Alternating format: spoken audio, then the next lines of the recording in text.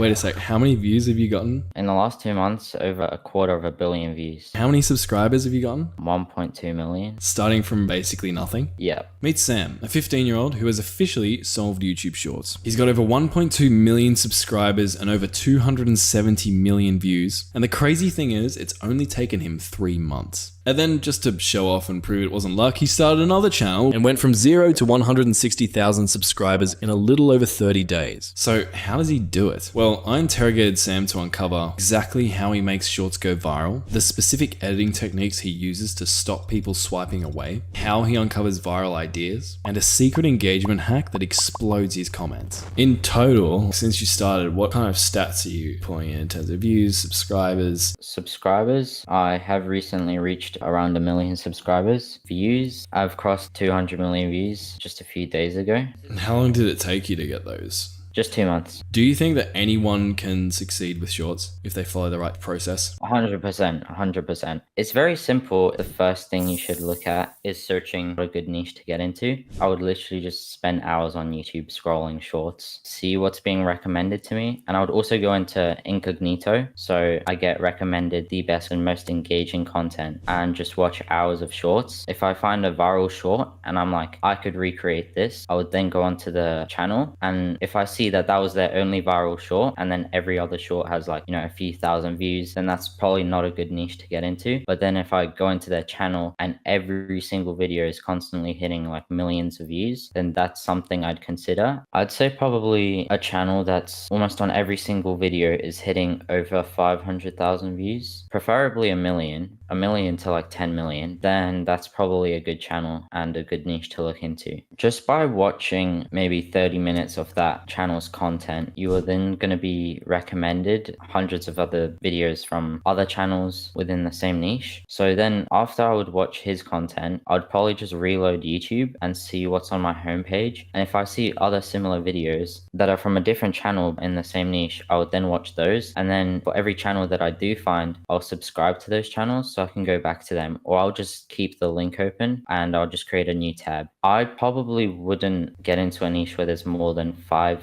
really big creators with like hundreds of thousands of subscribers who are hitting millions of views. But then if there's like 50 accounts where there's like a few hundred or a few thousand subscribers, then I wouldn't really worry about that because they don't really impact you that much. You want to compete with the biggest, not the people that have hundreds of subscribers. How much time would you say that you've spent studying different shorts, and like how many shorts did it take you to kind of like really nail down your formula and fine tune your intuition for virality? It probably took me around a few months of studying shorts while also posting my own shorts and trying to put in new things that I have learned from watching other people's shorts into my newer shorts. Yeah, it doesn't have to be hours. Even if you're just scrolling like 10 minutes a day, maybe, that would probably get you there. You will find some really good niches and channels where you could probably compete in. If you're entering a new niche and your competitors are like obviously hitting millions of views or even hundreds of thousands and you're not yet, what you're aiming to do is create videos that could be posted onto your competitors' channels and no one would realize. Like the quality is the same. What is it that you're trying to copy or model? Like how do you actually go about stealing and repurposing those ideas?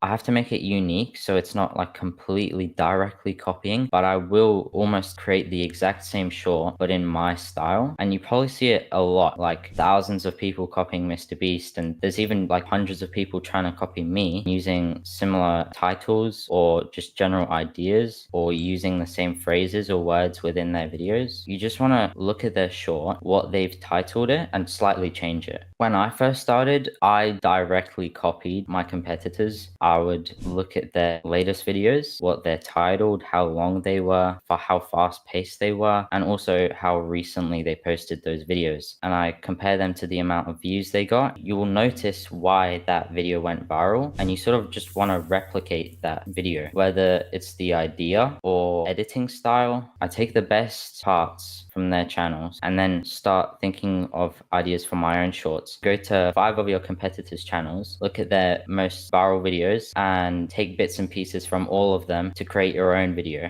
which has a really high chance of going viral. So sometimes I'll go ahead and literally just take their most viewed video, I'll copy their script, and then I'll replace all their content with my own, but it's still following the same formula. It sort of gave me an understanding of how to create these viral sort of concepts and ideas. So if you're a beginner, if you have only a few hundred subscribers or even a few thousand, directly copying some of the top creators can actually be very beneficial. And over time, your style will sort of just develop and you'll adapt in your own way. I want to play devil's advocate for a minute because there are two camps. There are people who say you should model what works because the amount of things that don't work are far more numerous than the things that do. And on the other hand, there's also a camp of people that say be as unique as possible and that's how you stand out. That's how you'll be successful. What would you say to someone who is like, no, you should just be as unique as possible and don't copy anyone? Being extremely unique and completely different to everyone else, these days it's almost impossible. There's most likely someone who's already done it before. So in a way, you're always gonna be like the second person to do it. You're never gonna be completely original. That's just up to them if that's what they believe that's right. But I feel like it'll be a lot harder to gain any success than if you're gonna copy others or at least take ideas from a bunch of other people to sort of create your own content.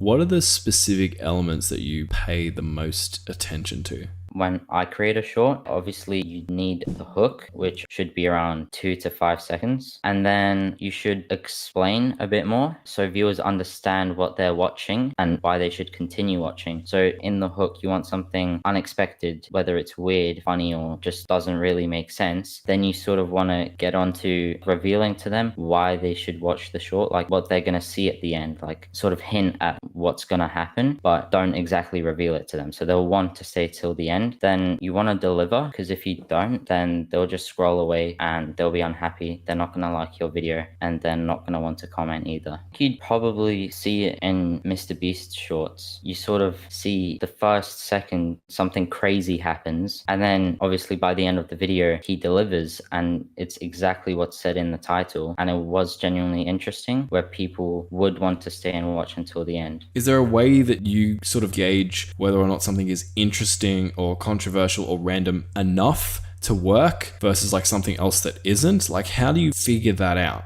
I think that just comes naturally over time from studying shorts and also studying your own shorts that you've posted. But what I am aware of is that I do have a good understanding of the levels of how interesting it has to be, but I can't really exactly explain it. So you see what has worked in the past, what is working for you. Even if you're not getting millions of views, chances are you've probably gotten like 10,000 views on one of your videos, but every other video gets like 500 views. You did something in that 10,000 view video that got you that 10,000 views, and you want to find out what that thing was and then replicate it in every video that you post in the future. For shorts, generally just fast-paced things tend to do a lot better than kind of slow. So with your voiceover, you want to be talking fast or speed it up in your editing software. You just look at other shorts and how fast the pacing is, like where every cut is, how often they transition into a new scene. Are they talking for longer than 5 seconds without switching the visual part of the screen? And you want to apply the same to your video. Even if you're in like the gaming niche or something, you can look at cooking or something and you just look at how often the screen transitions into something else and you just apply that into your own video.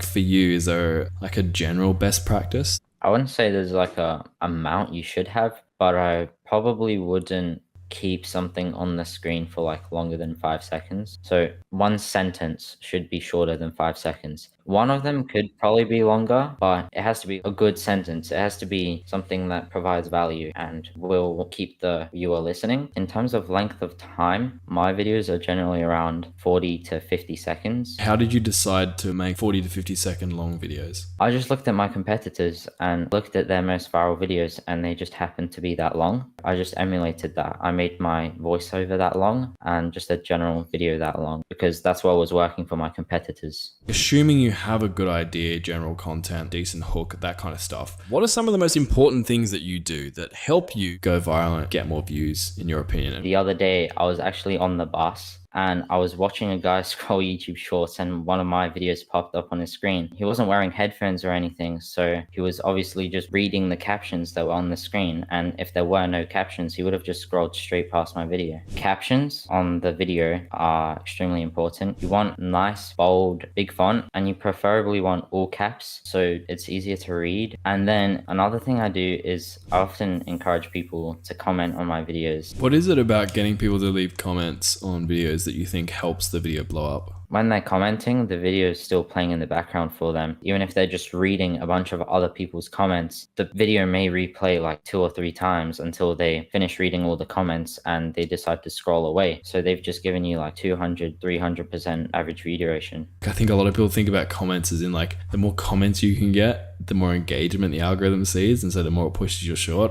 Yeah, so it doesn't really matter about the amount. It's more about people just scrolling and spending time on the video itself.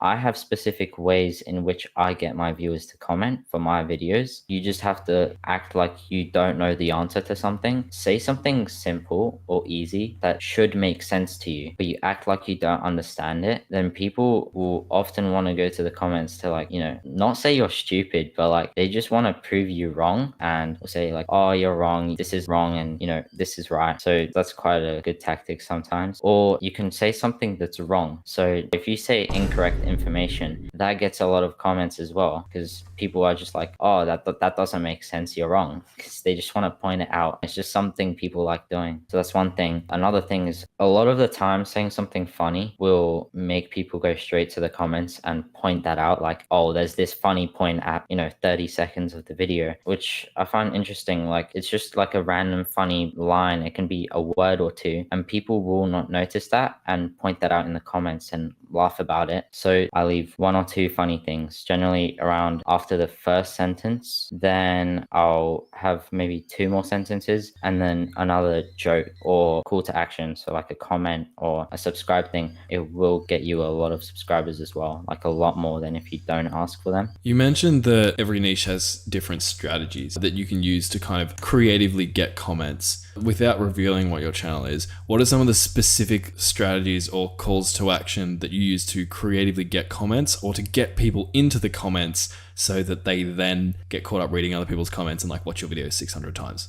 Saying things like, it's impossible to do this, and it's obviously not. It's a very easy thing to do. Anyone can do it. So me saying it's impossible will make people go to the comments wanting to prove me wrong, so they just end up commenting. And that just gave me a comment, and there's a bunch of people going like, haha, I did it, you said it's impossible, but I did it. That just gets you comments. So saying it's impossible to do something, but it's actually really easy to do that thing, that will get you a lot of comments, and that also helps boost your video. And then at the end, I'd often end the video with like a question or point something out that sort of doesn't make sense, where viewers go to the comments to look for answers. In your experience, I know you tried out like a bunch of different call to action comment challenges. What would you say are like the top 2 to 3 specific ones that you think had the biggest impact? Something that can apply to everyone from all over the world, so everyone can participate, is best. So something to do with name, age, or even just country, where they're from. So if you say comment where you're from or something and see how many other people are from that same country or something like that, everyone watching the video can participate. It applies to everyone. And then there's time. So you say, what time is it for you right now? And people will go and look at their phone while they're checking their time. Your video is still playing, so that's giving you extra audience retention. They check their time, oh, it's 6 p.m, so they go and comment 6 p.m, and then 10 other people, it's 6 p.m for them as well, and then they comment under that comment, and it just leads to a chain. How do you transition into something like that? Do you just kind of throw it into the videos randomly? I kind of just throw it straight out of nowhere. It's kind of catch people off guard. If you sort of slowly get into that, people will lose interest and they'll be like, oh yeah, he's just trying to get comments. But if you're talking about something interesting and then you suddenly blurt something out like that, people will want to comment and they won't really think about you trying to get them to comment. They'll just do it anyway.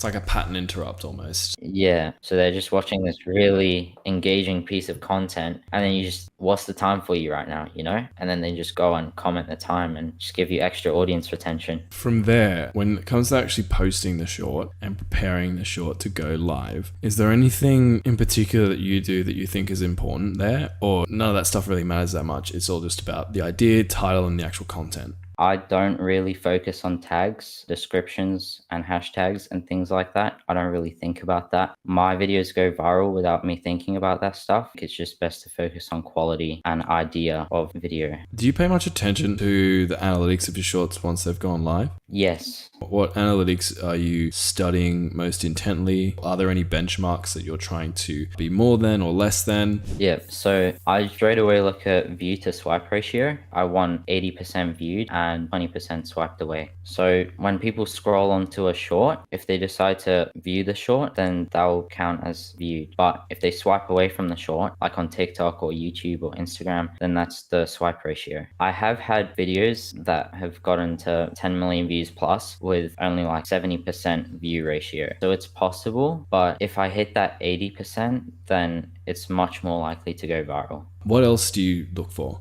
The view to swipe ratio is extremely important, but it is probably secondary to the average view duration. And I want an average view duration of probably 40 seconds plus, so around 80%. Do you find that 80% average view duration or the average percentage view decreases as the short scales up and gets a lot more views? It does decrease, but not drastically. Sometimes my average view duration is 46 seconds when I first post the short, and then, maybe 10 million views later, it's on 43. So it's only like a 3-second difference. So it's not too big of an impact. Other people tend to study other things from like where the viewers are and what times they're most active and things like that, and try to schedule posts. For me, those two things doesn't really matter. So we've talked about the things that we want people to do that are very important. What are the specific mistakes, either at a really high level or even at like a specific technical editing or scripting level, that you see shorts creators make that are stopping them from getting views?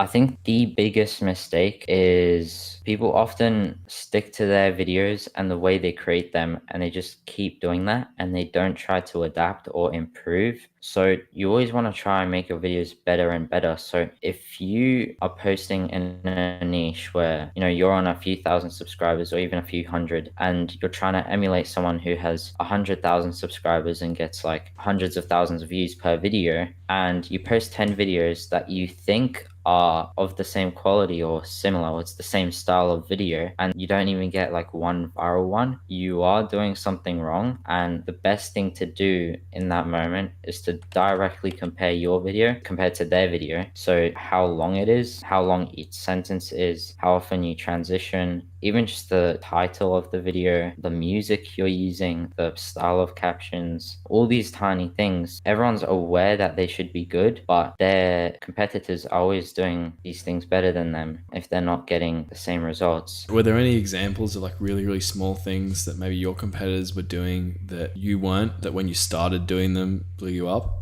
Length of video really matters. So it depends on niche. I post around 40 to 50 second videos. Sometimes I do 30 seconds, but I find that my videos perform better when they're 40 to 50 seconds. One thing that you might be doing wrong is just the length of the video. So if you just look at how long your video is, if it's 15 seconds and then your competitors are doing 25 seconds or 30 seconds, then you should obviously try doing 25 to 30 seconds for your next video. Then again, it could just be how often the visuals change. So you just want to time everything. You can get your phone out, get their video on your screen, put your stopwatch on, and just like tap it every time the visual changes or something, and see how often they've done that, and then compare it to your video. We use that technique with my students. We call it the case study strategy, but I've never heard about using like the lap feature on a stopwatch. I might steal that. Yeah, so that's something I've personally done. So you're always aiming for quality. It could just be the video or audio quality. So if you don't have a very good voiceover because you don't have a mic, or you're not using a particularly good phone, then that could just be the issue. Some people may not be able to afford better gear for their content, which is understandable. But I guess that's the first thing you should look at improving. if that's something that's different. If your competitors have like crystal clear audio and yours is really choppy, then that's probably the biggest thing that's setting you back. We've talked about a lot of things today, but just to sort of like summarize this for the people watching, let's imagine that both of your successful shorts channels right now get copyright striked and deleted. That would be terrible, but knowing what you know, or at least me knowing what I know you know, I think you'd be able to start another successful channel. Walk me through exactly what you would do, like starting right after this call, to start another channel, get back on top and blow it up. Yeah, straight away, I would just go onto YouTube on incognito mode and just scroll shorts for hours. And you don't have to do it for hours on end, but if you just scroll for maybe 20 minutes a day, you can do that over a week, over 2 weeks, over a month. But I prefer to just,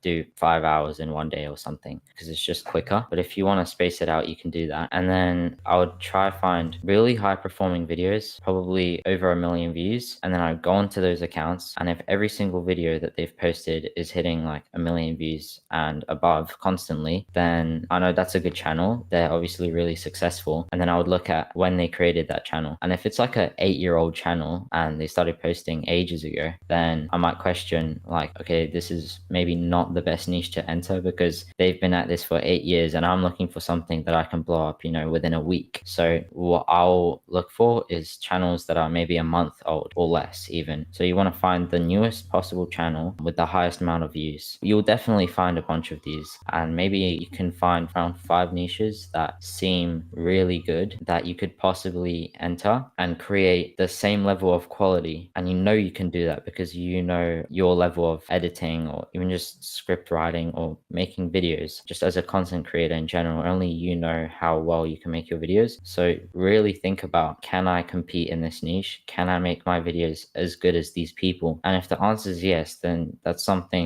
really good to look into, and that's probably what I'd do. Then I'll just look at all of them, and if they're all great and if they're all easy to do, I would probably just choose whatever seems most interesting or like most appealing to me, because there are a bunch of niches where the videos you might create will go viral, but you might get bored of it or it might not be as fun as another niche. So you want to find something that you also enjoy creating while creating it. Otherwise you will get bored of it and you will lose motivation. Even if you're monetized and you're getting millions of views per video, you will want to give up eventually because it does get tiring and you get exhausted. So yeah, and then I'll just choose what I would enjoy most. And then for my first video, I would probably just take their best performing video. If they have hundreds of thousands of views on their latest 10 videos, I would look at maybe their one video that got 50 million views like a month ago or something. And I would take that script and I would put that into a Google document and I would just edit it so it's different, but it still follows the same structure. So you have the structure of a 50 million view video, but you edit it so it is slightly different. And even if people point out that you've stolen that idea or taken that idea, like some people consider it bad, but I think it's the best thing to do. So I now have a script that has viral potential because it basically has gone viral in the past. And then I'll create the voiceover for that for the same quality that they have created. And I will try to make the voiceover the same length as they have as well. So if I speak too fast and make a 10-second video, but their voiceover ended up being 20 seconds, that's obviously not good. And I want to make my voiceover 20 seconds as well. So I want to emulate their video as much as possible. And then editing, just do the same thing. Just copy their cuts. You can use different images, different background footage, whatever, but you want to still copy their cuts and transitions within their video, because the cuts that have been in that video have made that video get 50 million views. And then that's how I would go around editing it. And then for posting it, I would just take their title, paraphrase it, put that in my video. Tags don't matter to me too much, but I do still use them. I use a tool called tagsextractor.com. So I extract the tags from his video, or you can use vidIQ as well. And then I just take a bunch of his tags, put those into my tags in video while I'm posting it. And then I'll probably delete a bunch and add in a few of my own. And then I'd post it and see how that goes. If you follow everything that I've said and it's the same quality, if not even better, that video should go viral. And if it doesn't, then I don't know, because it just has to. It's like really that simple. It can take time sometimes, so maybe you won't get 1 million views on the first day. I've had a few videos of mine that were on like 20,000 views, and they suddenly spiked up to 2 million views after like a month. But it should give you results pretty quickly. I'd say I'd make around 5 to 10 videos, and if you haven't gone viral by then, you might have just chosen the wrong niche, and I'd just start looking for a new niche again using the same tactics that I discussed before. And that's it really. That was a masterclass. If you watch this video and listen very carefully to everything I've said, I guarantee you that you will succeed. If you would like more in-depth help from someone like myself on growing your YouTube channels, you can check out the link down below. I do have a program that should help out with getting views. It goes into a lot more detail, gives you more personalized advice, and will help you get a hell of a lot more views and subscribers. Link to that will be down below if you're interested. But if you're not ready for that, here's another video you can watch where I'll share 28 YouTube Shorts secrets that feel illegal to know.